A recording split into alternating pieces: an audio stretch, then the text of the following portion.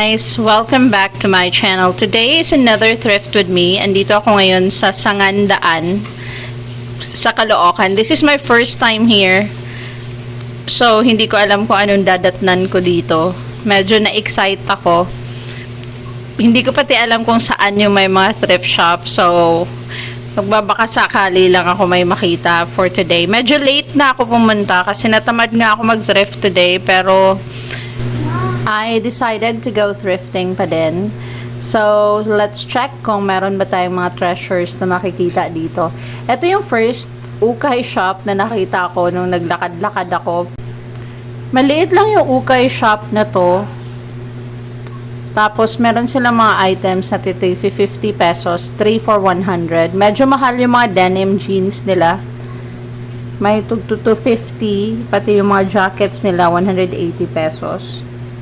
Ayan, meron silang 3 for 100. Actually, isa lang yung nakita ko doon sa sale na yon. This is the denim shorts. Ayan, ang cute naman ang pagka-denim nito. Sexy na shorts for 3 for 100. So, 35 pesos ko siya nabili.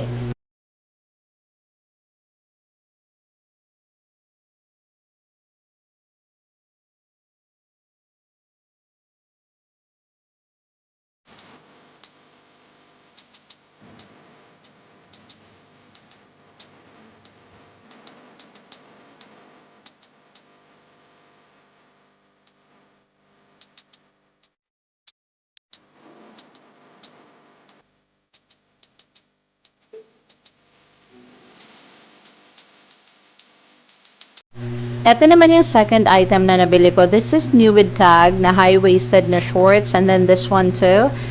Parang gray na denim pants. Kasama to sa 50 pesos na sale in excellent condition. Kaya ako siya binili. Another item that I'm supposed to get is this Guess na denim pants. Kaso medyo hesitant kasi ako kasi low-waisted. Although bumabalik na siya ngayon. But yeah, I decided to leave that behind. I also bought this one. Excellent condition. Na parang cream color na pants.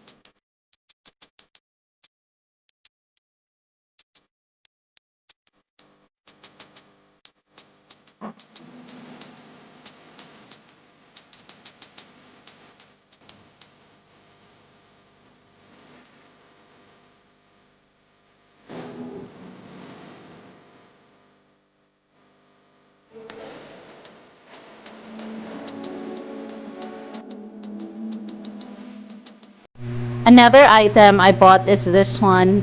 Eto new with tag din to. High-waisted in a denim shorts. Meron naman siya embroidery na ganyan. Super cute. Ang ganda ng color. For only 50 pesos to guys. Etong shorts na to, new with tag din to. Nagsisi pala ako ba't hindi ko to binili. Kasi ang ganda ng color nito. Garterized pa siya. No, kaya naisip ko, iniwan ko siya, nagsisi ako guys, ba't di ko siya binili for 50 pesos. Meron pa naman tong pockets at parang very comfortable yung fabric niya. Another item that I'm supposed to get is this one. It's a denim skirt na faded glory yung tatak for 50 pesos. Iniwan ko din yan, pati itong Liz Claiborne na red na skirt, iniwan ko din.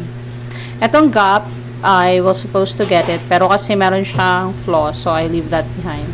Now, ito naman yung second thrift store na pinuntahan ko. Maliit lang din yung shop na to. Naka-sale sila at actually walang masyadong ganap dito sa ukay na to. I won't recommend at all. Kasi walang items na kabalik-balik or kapunta-punta. Pero, I'm still able to find 2 items here. So, kapag nag-uukay kayo, kahit maliit lang yung ukay shops, kung matyaga lang talaga kayo, meron at meron kayong mabibili. So, these are items na 60 pesos nila. Medyo pangit na.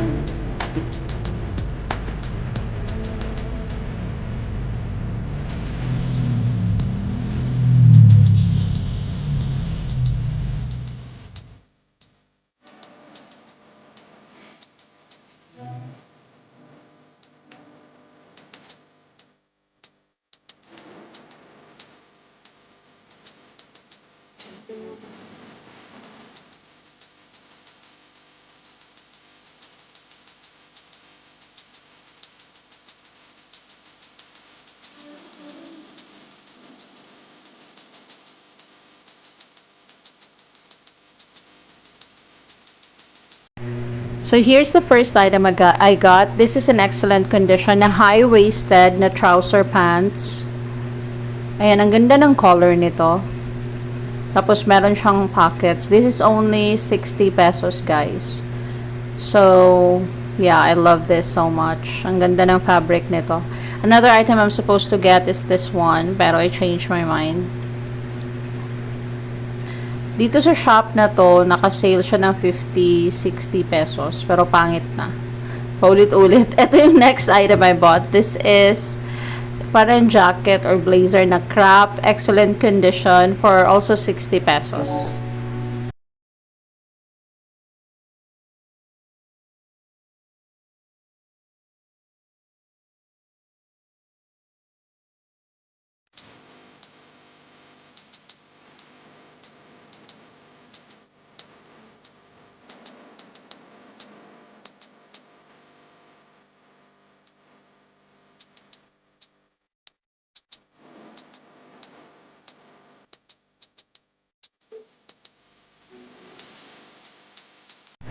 Ayun lang guys for today's video.